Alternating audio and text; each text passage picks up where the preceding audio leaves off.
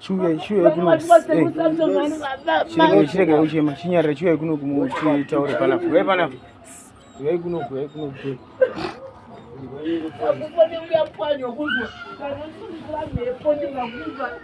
Gare chigare chimbomira zvekunikina takuda kumbotaura zvinhu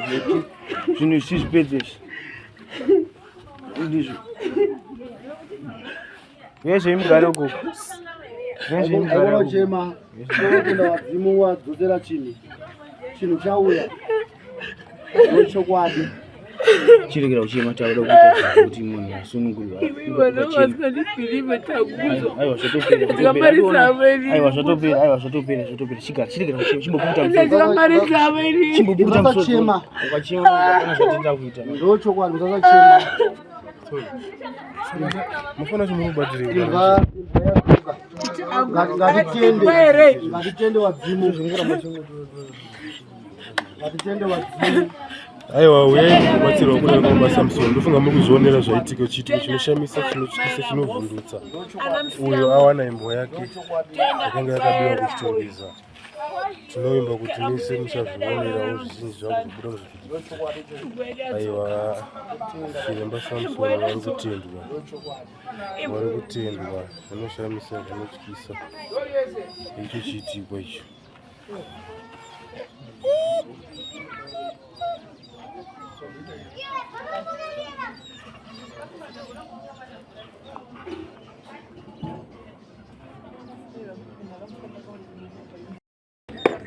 Chiremba maita basa bwangadzoka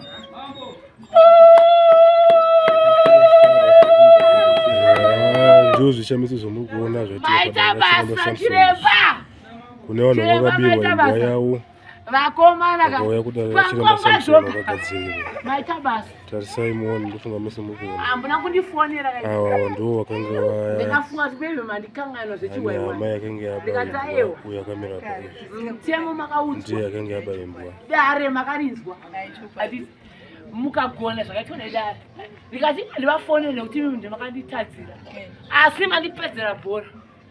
asi mbiri chaipa kuna chiremba Samson ndo kanopedza bhora ndafonerwa ndiri pana nditori kunzwa batika patoboita makakatano kudaita zvekurwa handiti basi ndakuti awainenge ndikwire kombi handibate steering kuti makwanga ari kudedera rega ndiendere kombi ndasikapara pane kombi chiremba Samson vanhu vanoona chiremba Samson Spangi ndo wangu adzoka baba mbavha yadzoka nembwa Spangi wangu adzoka chiremba handizoende kutenda ine maita basa chiremba Samson Simon imbwa yako yadzoka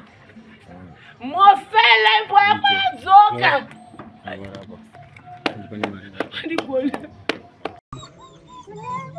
makadini muri yeZimbabwe tinokukwazisai nhasi uno tiri padare rachiremba Samson apo pane nyaya yemukomana akaba imbwa kuchitungwiza uko kwaakasangana nedambudziko revanhu vakafambawo kusvika vazosvika pakuti asangane nedambudziko raakasangana naro. Nhasi uno muchimuona ari pano padare pachiremba Samson pane nhau yavo yavakabatsirwa, saka tichatanga nekumhoresa kune avo vauya navo tichada kuziva ukama hwavo pamwe chete kunosvika nemubi wembwa yacho. Ndofunga zvese nhasi zviri pano padare pachiremba Samson. Makadiko naye ana amai mushe mukati tsananguriro here ukama hwenyu? Munina wangu ndewandakasiya yakazosira mukomana uye akabayimbwa chona ini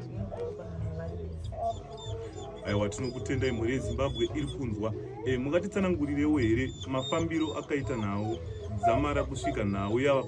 payave nhasi uno kudzamara nyaya yaane moto semazira atiri kuita nyaya yemukomana wembwa uyu. Mungatiudzoere zvizere kumhuri yeZimbabwe. Ndoda kuziva kuti vanhu vanobatwa sei, vanhu vanenge vasangana nematambudziko ekubirwa. ini ndangotsanangura ndichiti pane hanzvadzi yangu iyi chandisingamboziva kuti ndomunhu wake, saka chakaitika ndechekuti ini ndaigara kumba kwangu wangu iye anogara namama ndakazomuzoona kufonera chinzi manyakuna zvose yako yarona saka ini pateme ndakasvika ndakatosvika muchitoona mukomana zvasambokutaura semunhu uye akurasika njere asingatombodzikani akaridza kamuridzi kuti ange akudidza imba zvinhu zvakandinetsa kuti chii chimunyanyoitika kwani saka nekufamba kwatakazoitawo tine kumadzimba kwatakaenda vakatitsanangura vakati aini zvekuita mukomana uyu handizvikwanisa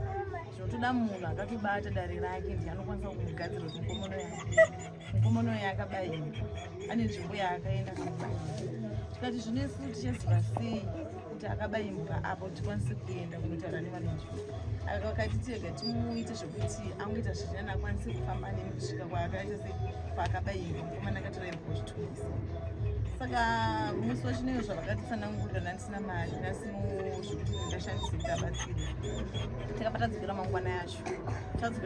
yachona vaita munamato wakaita vakatitengesa zvatakatengesa svika mukomana akangoita kunge munhu abanganuka zviruva iyoyo ubva atiti mama ndakabayimbwa uchitungisa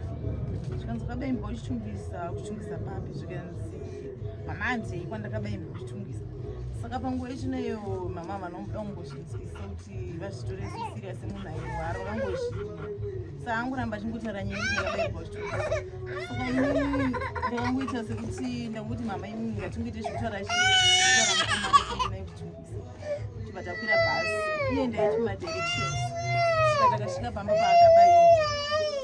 takasvika takanuka pateme takasvika takanuka munhu watakabva naye kumba achifamba zvakanaka asi vaingoratidza semunhu ari kurwara patakangosvika tichinuka pachibuda musikana akabuda pageti papo akabva aita sirias zvinowedzera kuti makumbo angasisakwanisa kumira akutongoridza muridzo achinonouridzira kutobhendesa muromo zvinhu zvakatishamisa kuti chichanyanyoitika saka pateme takavhurwa geti tisikachipinda mukati akadedza mamu wake ubva vachibvunza kuti kwakanaka ii ndakati hakuna kumbonaka ndatanga kuvatsanangurira nyaya kuti mama atanga tauyo nemukomana ati titi akabayiwa zvakanaka saka tauyo zokumbira regerere timutiregererewo zvishoma hanzvadzi yangu yakaita se yakabayimba zvikanzinabeyoinadzikwanisa kuregererayo saka musikana yakabva atara akati ini mama imamusikufanira kuita zvamuita izvo zvinoda kuti muitire vanhu chiki kana kuti muitira musikaregerera ini ndi ndakafamba nyaya yembwa ende zvishoma imbwa panapa takabirwa imbwa ende ichokwadi imbwa takatobirwa takaishaya ende takatofamba musikana angoti rega ndifonere sekuru Samsoni akabva abuda pangati inobva apina munhu kubva afonera sekuru Samsoni wafonerwa vakatuma mukomana wavo handinyatsozotanombani vatuma nhume yawo yakasvika zveshuwa ainomboita nguva inenge yaita 30 minutes nhume yawo ichisvika zvikanzi chii chaitika mukomana aiita setsanangura zvaita mukomana ubva wangu mumwaya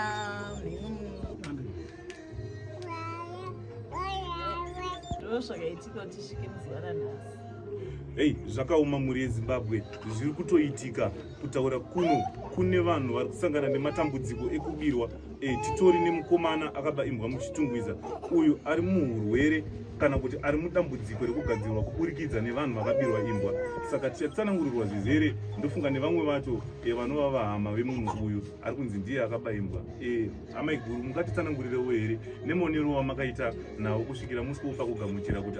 anonzi ane benzi ndiye muridzi webenzi iroro dzamara musvike padare mungatitsanangurirewo here kuti mukomana uyu munomutuwo mashoko api kumhuri yezimbabwe ichiziva nekutaurawo zvamakaona kuipa kukuba dzamara kusvika munhu asangana padambudziko rekubira vapenyu ndingangoti mukomana uyu taimbomutsiura but mukomana uyu anga asingatiteereri kuba kwakaipa hama dzangu mukomana uyu izvezvi tabuda mari dzakawanda nekuda kwemukomana uyu kana kumba kwangu chaiko murume wangu achichawirirana nekuda kwemurume uyu mukomana uyu zvakangooma hama dzangu aiwa tinokutendai amai ndofunga dambudziko ndo ratovapo mukomana akufanira kusunungurwa sezvo asvika padzinde rakaitwa zvakaitwa kumupenyu saka tichadawo kuti atitsanangurirewo kana achikwanisa kutaura kana kuti ataurawo chipisi chidiki chaanokwanisa kumhuri yezimbabwe kuti awane rubatsiro kubva kune vanhu vanokwanisa kumubatsira dzine tiri pano padare kana kuti panzvimbo inowanikwa chiremba Samson. Saka tiudzeiwo baba kana muchikwanisawo kutaura. Kuba kwakaipa ndakabaimbwa iri chitumbiro, ndakabaimbwa ndakafambawo nomwe wangu wandaifamba nayo. Mumwe wangu ndakabva ndamutizawo mumwe wangu ndataimira imbwa, ndakabva ndadzoka manheru ndibva ndanozobairwa. Patakadarika takaona gedhi rakavhuriwa, ndakabva ndaona imbwa nomwe wangu wandaifamba nayo nditomuperekedza kumba kwawo, ndandazokanya kumba kwawo. Ndakabva ndamutizawo manheru, ndakabva ndazobairwa, ndinoona kuba kwakaipa. Zvakaoma mhuri yeZimbabwe. Imbwa ichihukura mudziyo dzangu, ndikuona zvinhu zvinotyisa, ndingoona imbwa dzakawanda kumberi kwangu. Sori ivapo, ndofunga mhuri yeZimbabwe inoda kunzwisisa zvizere mukuti izvi ndizvo zvamakange muchinzwa muri mukusangana nedambudziko rekuti manga maba imbwa magadzirwa, ndo zvamakutaura zvamainzwa. Ndaitonzwa imbwa ichihukura, ndichiona imbwa dzakawanda, imbwa dzichida tonduruma, nditoya kwandiri dzichida tonduruma imbwa. Zvakaoma mhuri yeZimbabwe. Chiitiko ichi chiri kutoitika. Murume uyu ndiye munhu akatora imbwa iri kunzi yanetsa kusvika pakuzoti vasvikewo muzuva ranhasi vasvika pakuti vanofanira. Saka tichada kuti muzivisewo mhuri yeZimbabwe kuti vazive kune vachiri kuba kana kuti kusangana nematambudziko nekubatwawo nemweya wekuba, kuti vazive chakanakira kuti munhu ukaba nekusaba chaunosangana nacho nechaunozowana ndechipi. Chandazivisa mhuri yeZimbabwe, kuba kwakaipa. Hama dzangu izvezvi dzakutongondirasa, uye ndotendawo vandikabira imbwa yacho namadzibaba nachiremba Samson vakandibetsera kuti ndizosvika kuti ndizokwanisa kutudzura imbwa. Aiwa, mhuri yeZimbabwe iri kuzvinzwa. Saka tinongokubatsirawo futi isu kuti aiwa tinotenda kune vakabirwa nekunzwisisa, nekuti havasi vose vanonzwisisa kuti kune chivanhu kana kuti kunoitwa zvinobatwa zvakafanana nezvamakaitirwa zvokutumirwa chamakatumirwa muchinge maba. Mhuri yeZimbabwe, panapa tiri padare rachiremba Samson, pari kubatsirwa vanhu vari kusangana nematambudziko ekubirwa zvinhu zvavo zvichienda zvichidzoka. Saka kune vanenge vakasununguka, munovatsvaga kumaplatforms avo akasiyana-siyana, ingava Facebook vane account, ingava Instagram, ingava YouTube, chiremba Samson, munoona zvizere.